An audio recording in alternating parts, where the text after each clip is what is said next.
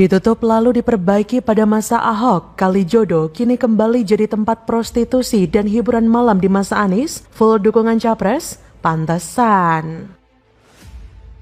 Kita harus pemimpin yang betul-betul yang bisa memberikan mereka ini. Pemimpin adalah seorang memiliki integritas yang mengayomi, memimpin dalam arti kata mendidik. Inilah Pak Anies nomor 3. Nggak ada.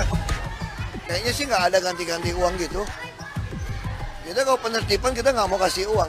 Paling kita kasih rusun untuk sekedar sembako, oke. Kalau kasih uang ganti-ganti kerohiman segala macam itu kan membuat orang tambah manja. Kalau malam itu penuh Pak kamar-kamar ini? Penuh. Kalau lagi rame penuh semua. Jadi seluruh kamar terisi dengan tamu-tamunya dari luar? Dari luar. Ada berapa kamar tadi? 15. 15 semuanya? Semuanya. Dan semuanya penuh? Penuh.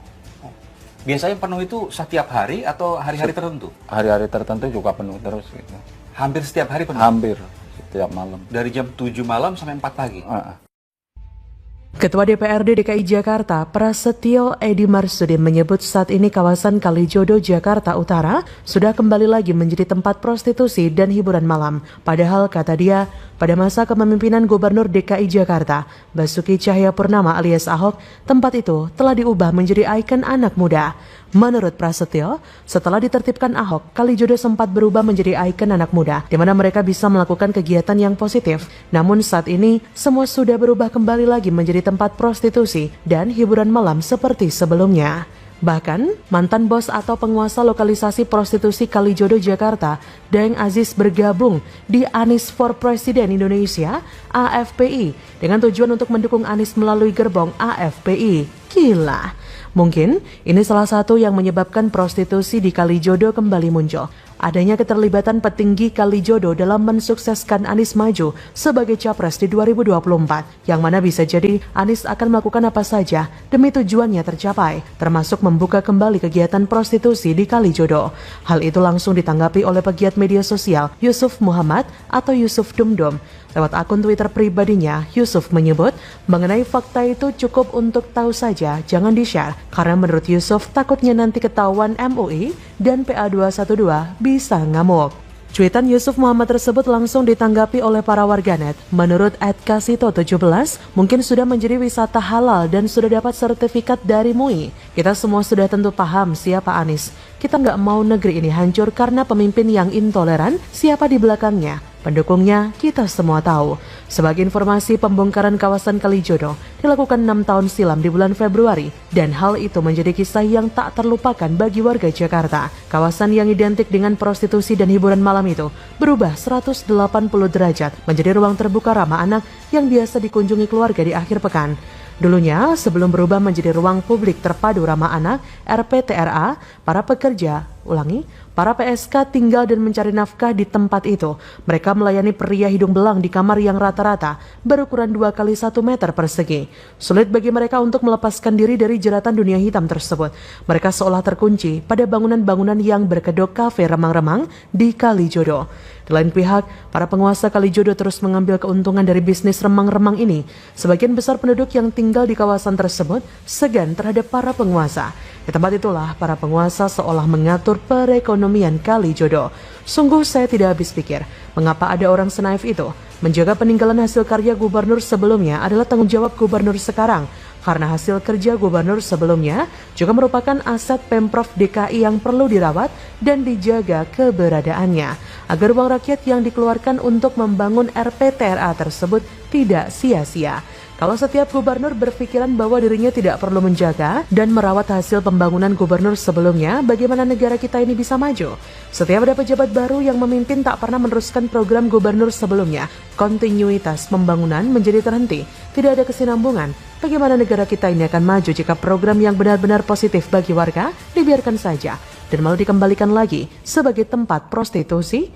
Tidak ada yang pantas dibanggakan daripada Anies. Proyek-proyek jadi mangkrak. Kalijodo yang dulunya ditutup oleh Ahok menjadi RPTRA, sekarang malah dibiarkan saja dan kembali menjadi tempat prostitusi. Gila Lundro. Bagaimana menurut Anda? Kebongkar, ternyata SBY terpilih Presiden 2004 ada campur tangan Amerika. Haus kekuasaan, rela singkirkan Megawati dengan keji. Ditulis oleh tim redaksi jurnal, dikutip dari berbagai sumber. Politikus Partai Nasdem, Zulfan Lindan, bicara peran Amerika Serikat atau AS terhadap perpolitikan di sejumlah negara. Zulfan Lindan mendengar bahwa Ketua Majelis Tinggi Partai Demokrat atau PD, Susilo Bambang Yudhoyono atau SBY memiliki gelar Golden Boy of America atau Anak Emas Amerika. Zulfan Lindan mulainya cerita membaca buku yang membongkar peran Central Intelligence Agency atau CIA atau Badan Intelijen AS dalam menjegal, menggulingkan, hingga kudeta seorang presiden. Zulfan mencontohkan peran CIA di Timur Tengah.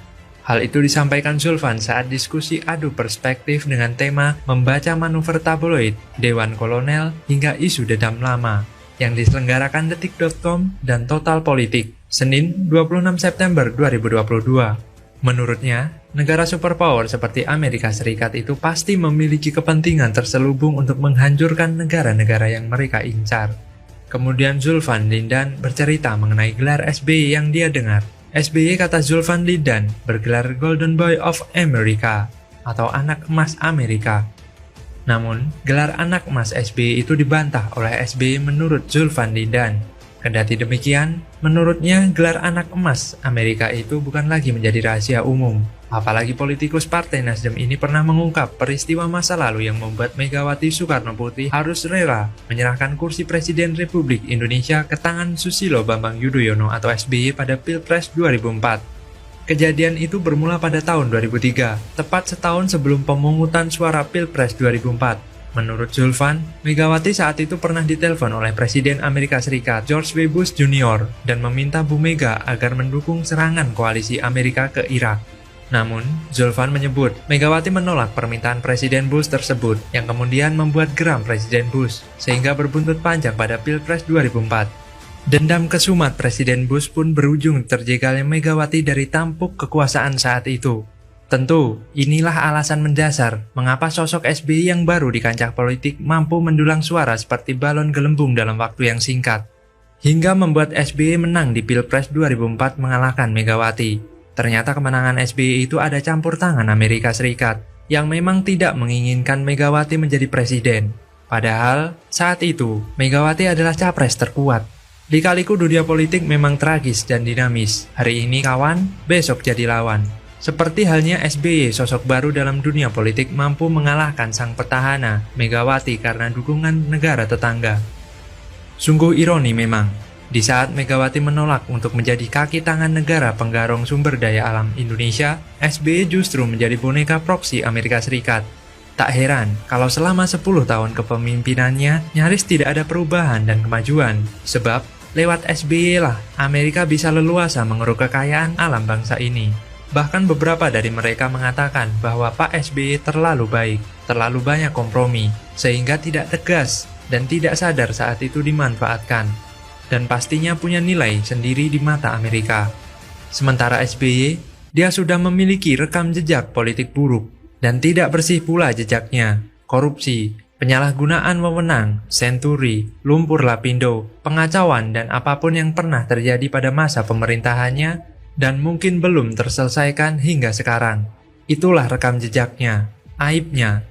Intinya, kesucian politik SBY sudah menghitam, tidak sekedar ternoda saja. Lengkap sudah borok SBY terbongkar ke permukaan. Jadi, silahkan rakyat menilainya sendiri.